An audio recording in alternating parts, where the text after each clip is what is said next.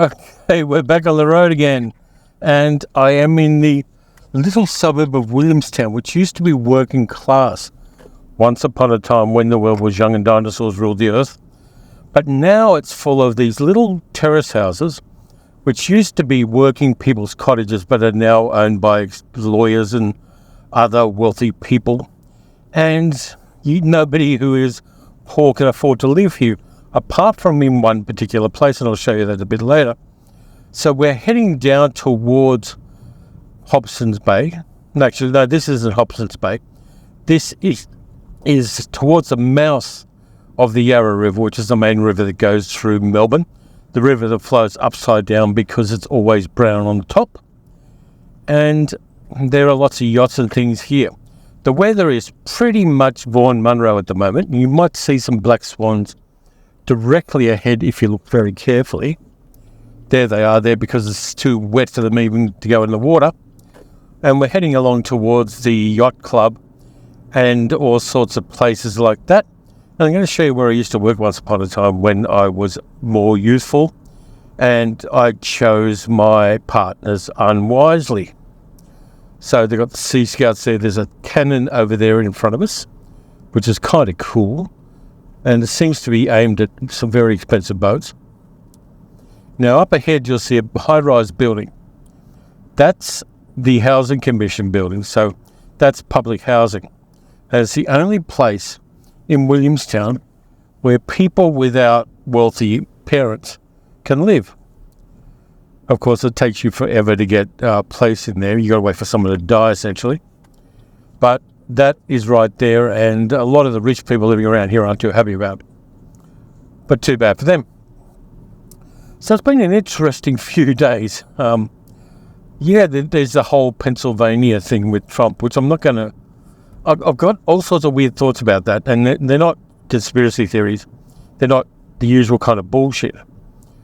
Just a few things I will say about it before I change the subject very rapidly. The first thing is that I'm against political violence. I'm against violence of any kind, unless it's consensual. And I really find that kind of thing sickening. I find it really horrible that a 20-year-old kid decided to do what he decided to do. But there's some weird background things in there. He went to a school where the school had a rifle club and the kids could learn how to use rifles, and this kid couldn't get into the rifle club because he wasn't a good enough shot. That's odd from an Australian point of view. And the other thing I've got that's a real problem is there's a lot of memes and jokes going around, and fair enough too. People have to find a way to find catharsis when something shocking happens. No, I'm kind of conflicted about that. Because on one side, and someone else died. In fact, two people died if you count the shooter. So there's a serious business, and it's a horrible business. And it's sickening that it happened. But on the other hand, had it actually happened the way intended by the shooter, I would not have been sad. Because of all the people in the world, Donald Trump's in the top 5 worst people in the world. And that, too, makes it problematic. But I'm going to change the subject now. There's the bell tower up ahead. The little ball on the top of the bell tower used to rise and fall to tell people where the tides were, or something along those lines. And we're coming down here to the waterfront at Williamstown. And in summertime, they have ice cream vans along here, so you can just park up, enjoy the view, watch the boats go by, and have an ice cream. But not at the moment, because it's winter here, and it's actually called Point Gellibrand, as a sign just told me. People jog along here and walk along here. It's a really nice little area, and I like it. If I was wealthy, Williamstown would not be a bad place to live. It's fairly close to the city, which is just across the bridge. It's got nice cafes and restaurants and kind of a good lifestyle here. But it's hideously expensive because it is by the waterfront, not too far from the city. And hopefully these GoPros are compensating for all the jolting around I'm doing going over these speed bumps. But yeah, it's I used to work back there too, just before the turn-off. I forgot to mention because I was talking about Trump. I used to work over to the left there was the ANZAC Frigate project, which was Australia building naval frigates. And I worked there for a while at the docks there, where they were building the frigates. And a couple of things happened.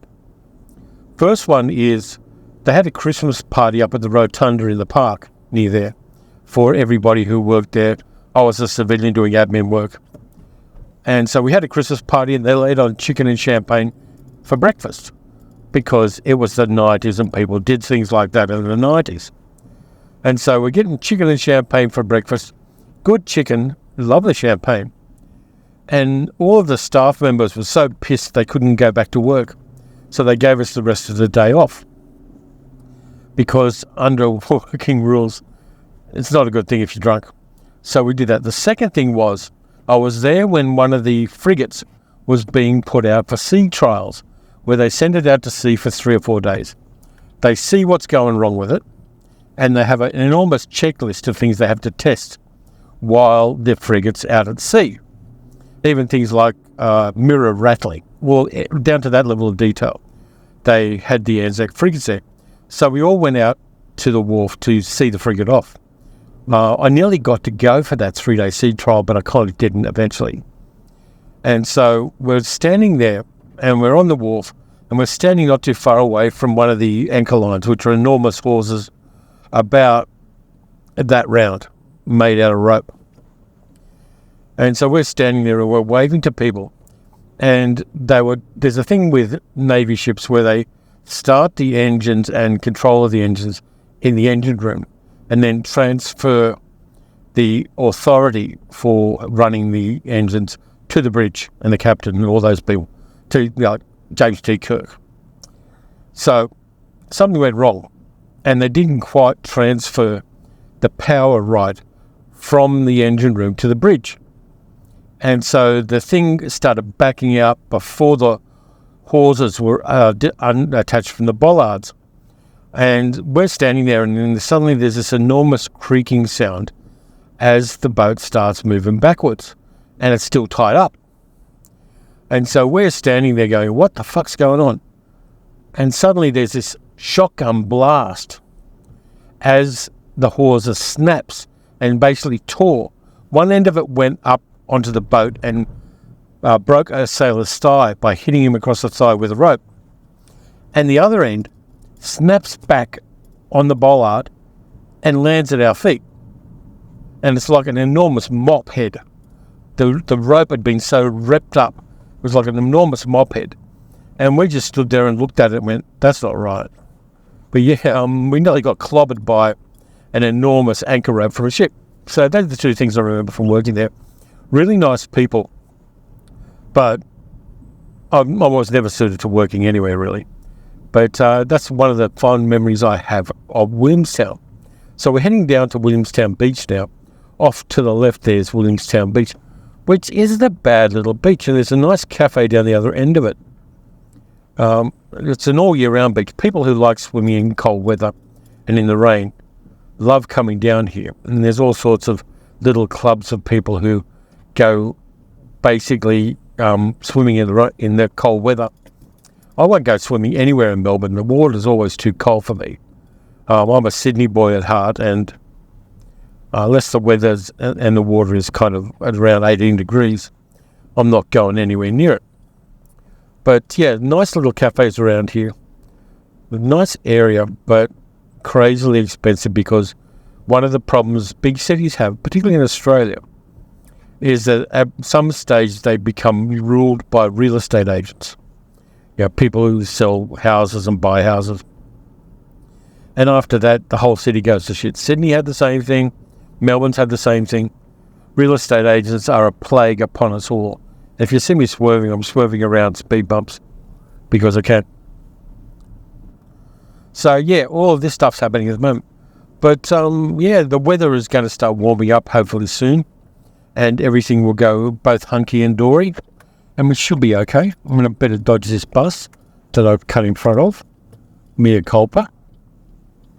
Going to head back into Williamstown now, and then I'm going to go up to an op shop where hopefully there will be incredibly cheap and incredibly useful movies. I usually go for a drive along here before I head out there. You see the buses up ahead. But yeah, some really nice houses around here. Again, which nobody who isn't incredibly wealthy can afford. And there are a few flats as well. But yeah, I get disheartened by that. I think that the rich people should stay where they came from, posh suburbs with private schools, and not infest the rest of the city where there are nice places. They're like cockroaches. So there's my little bit to enhance and inflame cult. There's my bit to enhance and inflame class warfare in Australia. So yeah, I'm not sure what I'm going to be seeing at the movies next. I'm thinking of going and seeing something. But I don't particularly want to see Twisters because I'm not, Twister was okay at the time and it was fun to watch. But I've got this thing about how messed up the fact that there is just so many movies which are blatantly just cash grabs. They're not made for any need. They're not made to kind of enhance or let people enjoy something new. They're there for kind of nostalgia bucks. And that pisses me off. I think that movies are something that I love, of course, but you can tell when there's a cynical cash grab going on. And as I get older, I'm less and less in love with that as a concept, and less in love with that as a business model for cinema. It really cheeses me off. It's the suits are ruining things. So I'm heading back out of Williamstown down to where the Williamstown Salvation Army store is. There's usually a few things there. Mostly they have box sets of TV series I never liked, which is something that inevitably happens. But yeah. So I've actually dropped middle-aged geek girl off. She's got a medical appointment, and I'm going to pick her up in an hour from when I dropped her off. So we'll see how that goes. It should be okay. But I think I've got time to do everything I need to do. I've got 2 op shops I want to hit. One here at the edge of Williamstown, and another one in a place called Newport, which curiously enough is neither new nor a port. But it is the place where the trains were built and serviced for a long time, and it's kind of groovy. And I might show you some footage of a really interesting railway underpass they have there, which they turned into an artistic piece of art, which is redundant, but nevertheless, it's kind of groovy looking. I wanted to show that to you when I go down that way. So I'm going to park soon and go into this first op shop. So I'll cut things here and then start them again once I've gone out of this op shop and into the next one. Okay, here we are back on the road again, and I'm heading out. I've got 3 things, and I'll show you what they are a bit later. Not too bad, not wonderful, but not too bad at all. But yeah, $7 for 3 movies. One is a weird box set. The other 2 were $1 each on DVD, which is not bad. There are things I didn't have.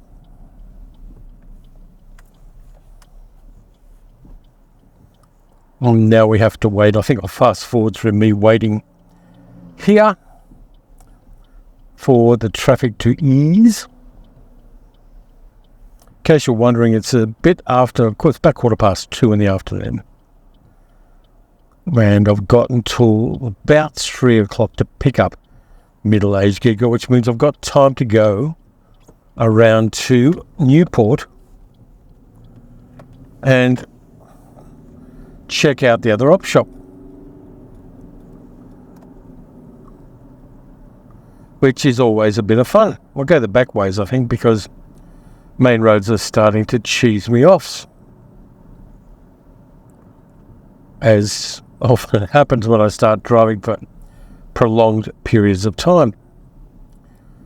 There is a junk shop, an antique shop just over there, which I'm going to aim the camera at, which I really wanted to get to at some stage, but I haven't yet, even though I've been living around here for almost a quarter of a century. But that's how it plays out sometimes. Up into the industrial area here, with its brutalist architecture and graffiti, which, it's kind of interesting. If my channel, just say I went up and suddenly added like 2-3 million subscribers, which is not likely to happen in the immediate future, I'd get myself one of these little factories and turn it into a podcasting zone and a YouTube zone, and maybe rent out YouTube studios to people who wanted them, because that would be fun, and having a dedicated space would be kind of groovy. But again, don't hold your breath for that happening in any time. Nonetheless, it's one of those things, you can aspire to things. Sometimes it's good to just sit back with your eyes closed and imagine what you would do if you had millions of dollars. And, there's some interesting things I'd do.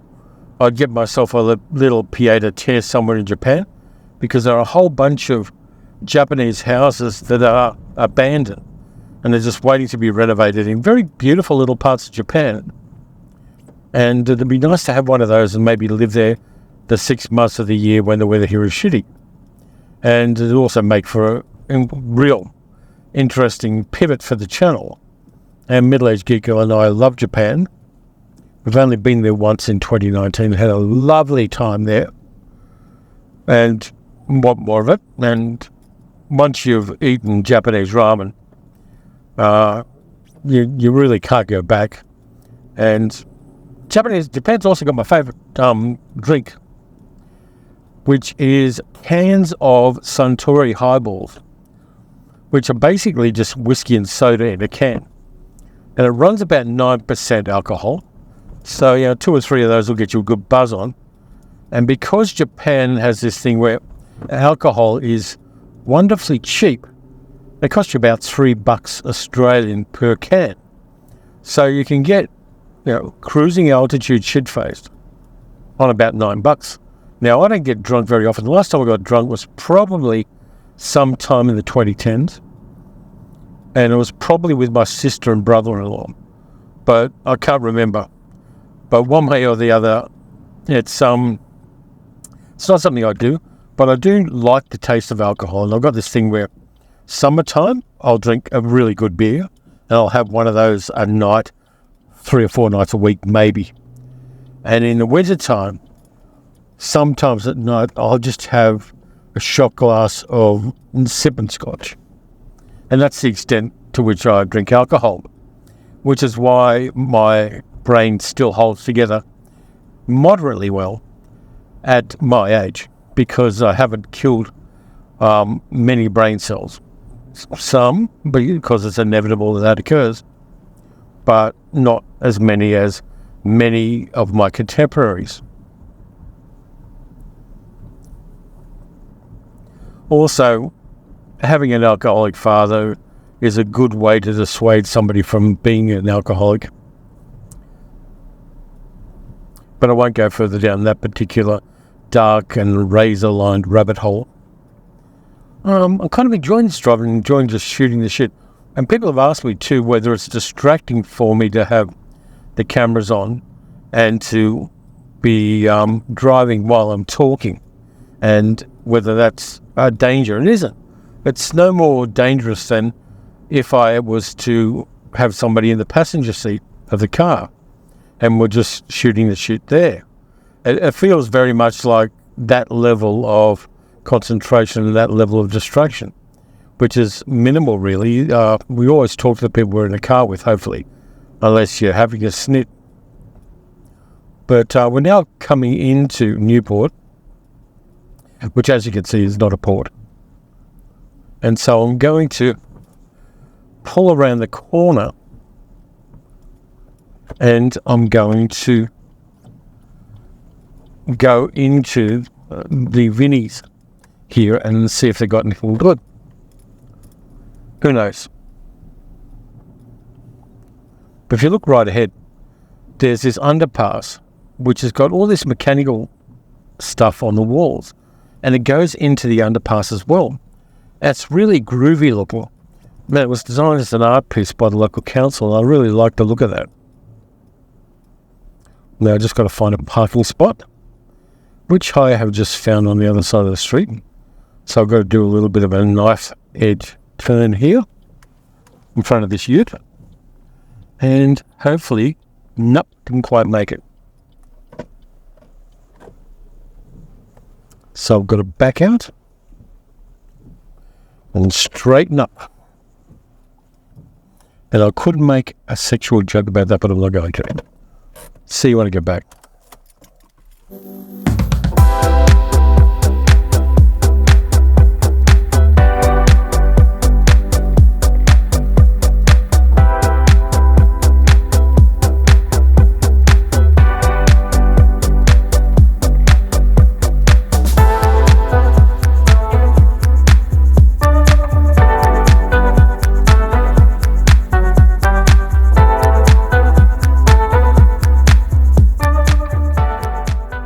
Yeah, I found absolutely nothing there, unfortunately, which is a bit of a shame. It's often the better of the two that I go to. But I did find a couple of things at the first op shop. Walt Disney's Alice in Wonderland, 60th anniversary edition for $1 on DVD. Now, it does say it's a 4x3. No, it's actually a 1.33 to 1 transfer, so I didn't get ripped off on that. Good. Another $1 pickup. 8 Stories by Stephen King, Nightmares and Dreamscapes, which is still in the original wrapper. This one hasn't been touched, which is kind of cool as well. 362 minutes of it. Who put this out? Warner Brothers. But I didn't have these, and it's kind of cool, and I'll dip into those and watch them. And the other thing is, could be a Taiwanese copy of this. It's on DVD, being John Malkovich, but if I whip it out, there's your disc, of course, in the 1.85 to 1 aspect ratio, which is what we want. And there's a book about the movie. It's in Chinese. But I got it for $5, and it's a quality product. It's basically about the history of all the movies and the people that Malkovich has worked with. It's a weird little thing. So if I go to a random thing, there's a whole thing on Catherine Keener there because Malkovich has worked with her. Weird stuff. Charlie Kaufman's in there. The Juilliard School. Al Gore's in there for some reason. Really weird edition and a really weird pickup. But I already have a copy of Being John Malkovich on DVD. You know, I don't particularly need to upgrade to a Blu-ray for that, or even a 4K. But for $5, I've got the weirdest little edition of it. And that's the kind of stuff that I like finding in op shops. Now, I'm going to drive back to pick up Middle-Aged Geek Girl now. I've got plenty of time to do that. So I'll just chat with you as I do so. And we'll clean up the windshield there because it is still spitting, as we say here.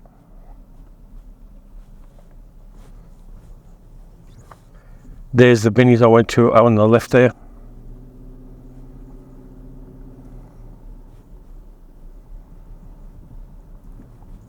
And again, this is an old suburb, Newport. So you've got lots of old buildings. Everything's written over by the new. Things that are created to replace the old. But of course somebody cuts out in front of me without indicating because he's a knob.